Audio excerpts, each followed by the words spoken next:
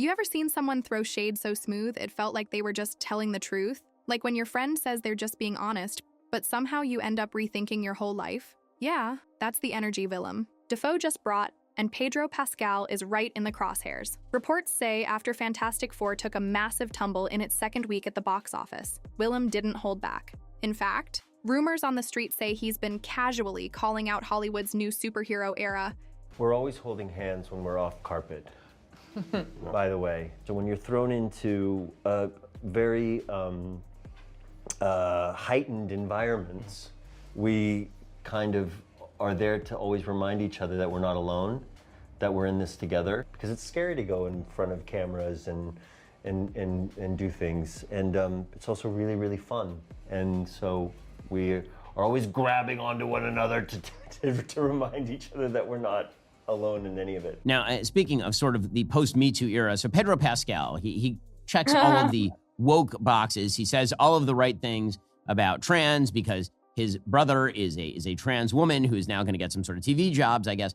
And he's been touring around with Vanessa Kirby in expectation of the premiere of the Fantastic Four movie. And the video is super weird of what Pedro Pascal does. So he claims that he has social anxiety. And dropping pointed jabs that line up a little too well with Pedro's latest flop. So, did Dafoe really clown Pascal? Or did he just say what everyone's thinking? Let's break it down. Let's get real. Fantastic Four was supposed to be Marvel's redemption arc. A fresh cast, a new direction, and Pedro Pascal leading the charge. On paper, it looked bulletproof. Reports say Marvel pumped close to $300 million into this reboot. Between production and marketing, they treated it like a crown jewel. But by week 2, that jewel started to crack. The numbers don't lie. Nearly 68% drop in ticket sales. Crushing Oberyn Martell's eyeballs. What do you mean? And I was so happy that people were asking for pictures with they were doing that? I don't understand And what. they'd be like, can I put my People were thumb sticking in your thumbs. eyes? Because I got my eyes crushed in. Oh, and they were like, that's can the it best. turn into a thing to put their thumbs in? That's And what- then I stopped after a redness appeared. So the context. And then every video of the promotional, tour that I've seen from the Fantastic Four, he's touching her belly, touching her neck, her chest, hugging her from behind on the carpet, rubbing her arm, caressing her. And in my mind, like, if my boyfriend or husband was okay with me acting like that, I can tell you for certain he doesn't care about me. And the fact that he's getting away with it. And that's with IMAX and overseas boosting totals. For a franchise relaunch, that's a red flag with flashing lights. Rumors on the street say the audience wasn't vibing with the tone. Words like existential, flat, and weirdly serious for no reason started trending. Some fans even compared it to a student film with a Marvel budget. And Pedro, the face of the whole campaign. The posters, the interviews, the Comic-Con panel. Let's see what you got, what you got. What do you think? Oh, they're gorgeous and glowy. That's a beautiful, it's like cotton candy with the sparkles. I love I love a manicure. I am dedicating, your nails are awesome. So are yours. Let's see your nails first. Oh, yes, of course. They're very nice. Yeah, they're very beautiful. And as a fan of your nails, I would like you to show them to me, please. Oh, come on, please. Which, is a little strange because actors are not typically known for having wild social anxiety, since that is a very, very social job. But he also is extremely handsy with her, and she's also extremely handsy with him. All him, which means the blame, it's falling squarely on his shoulders. One fan wrote, "We came for Pedro. We stayed for..." Well, actually, we didn't stay. Now, the question isn't just, what went wrong? It's how much damage does this do to his brand? Now, this is where the real drama kicks in. Willem Dafoe has been in the game for decades, and he's never been afraid to call it like he sees it. So when Fantastic Four flopped, people were watching very closely to see if he'd say something, and oh, he did. Reports say during a film panel in Europe, Willem casually dropped the line, "We're drowning in capes, but no one's bleeding." Sounds poetic, right? But fans immediately clocked the subtext. This wasn't about superhero movies in general. Rumors on the street say Willem had just seen early clips of Fantastic Four and felt like it was style over substance. Insiders say he even joked to a colleague. Been a dream to join the MCU. The movie is called The Fantastic Four. I'll confess, I did all my stretching for real. So the woman that he keeps touching in all the videos is actually pregnant. So she's a married woman to another man that's not Pedro. It's like eating fancy air.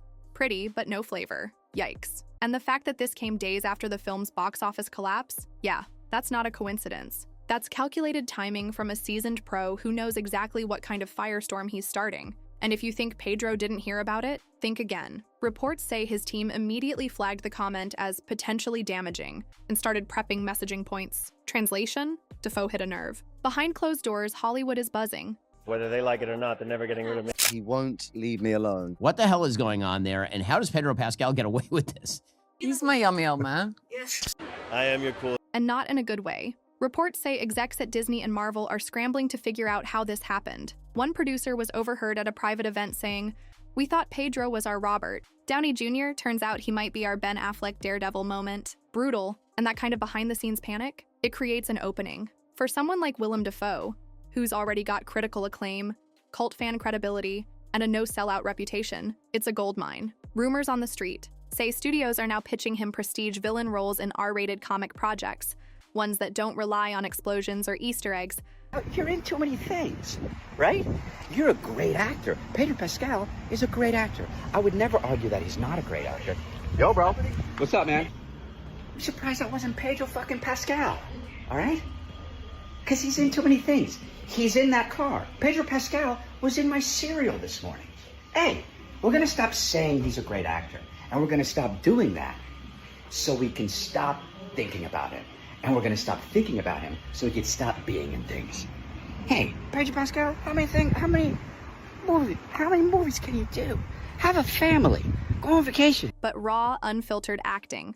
In fact, one source claims Dafoe is in early talks for a psychological, superhero thriller that's being described as Joker meets Birdman. So while Pedro's PR team is busy spinning narratives, Willem, he's out here securing the next big check by doing the opposite of what Pedro just did. And that's how you clown someone, without ever saying their name. You know it's bad when the PR team becomes the main character. Reports say as soon as the numbers tanked, Pedro Pascal's team launched full spin mode. First came the carefully crafted statements in Variety and The Hollywood Reporter. Fantastic Four is a bold new direction for superhero storytelling, a film that dares to be different. Then came the podcast appearances, the subtle quote tweets, and, of course, the leaks to fan pages framing the movie as ahead of its time. But here's the thing. If you have to explain the art after the fact, the art didn't land. Rumors on the street say the internal vibe is panic. One source close to the campaign admitted, "We weren't prepared for this kind of rejection. Pedro's used to love from all corners.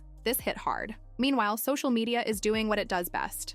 Dragging. TikTok edits of Pedro looking confused in interviews have been spliced with the phrase, "Pedro fatigue is real." Memes showing Dafoe in Spider-Man scenes saying, "I'm something of a critic myself," are everywhere, and fans aren't mad at Pedro, but they're tired. The charm isn't hitting the same when the product flops. The overexposure?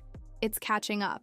Even fan pages are slowing down. Some haven't posted in days. That's not just a dip in engagement, that's a warning sign. This isn't just about a bad movie. This is a collision of two Hollywood philosophies. Willem Dafoe is the old guard, mysterious, unpredictable, and deeply selective. He disappears between projects, only to return with something so weird and brilliant you can't look away. Pedro Pascal. He's the algorithm's dream.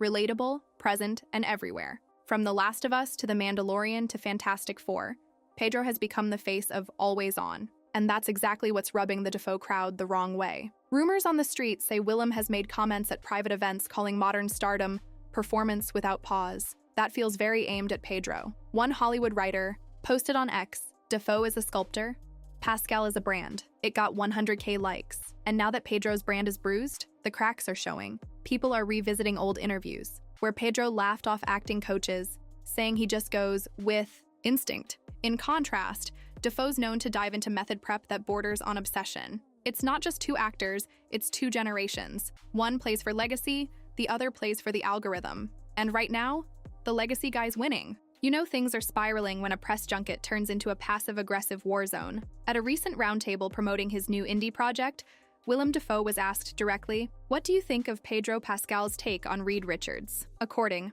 to reports, Willem paused, smirked just enough to be shady, and said, "I think he did what he was asked to do." Translation: "Not my fault the script was mid." The moment exploded online. Fans called it Dafoe's Oscar-worthy takedown. One YouTube comment summed it up perfectly. Willem just set the whole Marvel press machine on fire with 10 words and a grin. Even entertainment journalists joined the fun. A few started retweeting the clip with popcorn emojis. Others pointed out how Willem expertly avoided any direct insult while still making it crystal clear what he thought. And guess what? Pedro hasn't responded. Not even a joke. Not a meme. Nothing. Which in Hollywood says everything. This wasn't supposed to happen. Fantastic Four was meant to be Marvel's grand reset, the movie that kicked off Phase 5 with prestige, power, and Pedro Pascal's star power front and center. But now, reports say that optimism is gone, replaced with boardroom chaos and back-to-back crisis calls. Insiders say Marvel execs are deeply concerned about the tone shift in public sentiment. What was once a hype train has become a meme storm, and that's the last thing they needed. According to reports, the studio has already delayed the rollout of several planned post-credit scenes that were supposed to tease major crossover events and future appearances by Pascal's Reed Richards. Why? Because when your lead actor is being dragged online and subtly roasted by Willem Dafoe mid-press tour, you don't double down. You pause. You reassess. Rumors on the street say internal forecasts for Pascal-led merchandise and streaming tie-ins have been revised downward. One reportedly said, "We can't afford another Quantumania. If the audience isn't connecting, we need to pivot. Fast." And behind the scenes, there's talk of recasting side roles, trimming Pedro's future appearances, and even quietly shelving spin-off plans that were greenlit before the backlash. It's no longer about saving the film. It's about saving the franchise. And suddenly, Marvel's Golden Boy is looking more like a liability than a legacy. Here's where it gets really chaotic. The fandom. Pedro Pascal has one of the most passionate fan bases online. From fan cams to Tumblr art to Daddy Pedro edits, he was everywhere. But now, that loyalty is getting tested in real time. Reddit. Threads are flooded with hot takes. Some fans say he was set up to fail with a weak script. Others, not so forgiving. One post that went viral read, "Pedro's charm doesn't fix everything. We gave him a pass too many times. Ouch." Meanwhile, Willem Dafoe's fans, yes, he has an army too, are thriving. They're calling this his revenge tour for years of being underrated, overlooked, and snubbed by the Hollywood machine. Old interviews are resurfacing where Dafoe throws subtle shade at blockbuster culture. In one clip from 2021, he said, "There's a danger when cinema becomes just noise and light. Sometimes silence has more power." Now, that quote's been reposted everywhere with captions like, "Willem knew. It's not just a generational divide, it's a values clash." One fan described it like this: "Pedro plays characters. Willem becomes them. And the real kicker? The internet loves a villain with a point. And right now, Willem Dafoe isn't just the villain, he's the truth teller. The vibe online? Pure I told you so energy.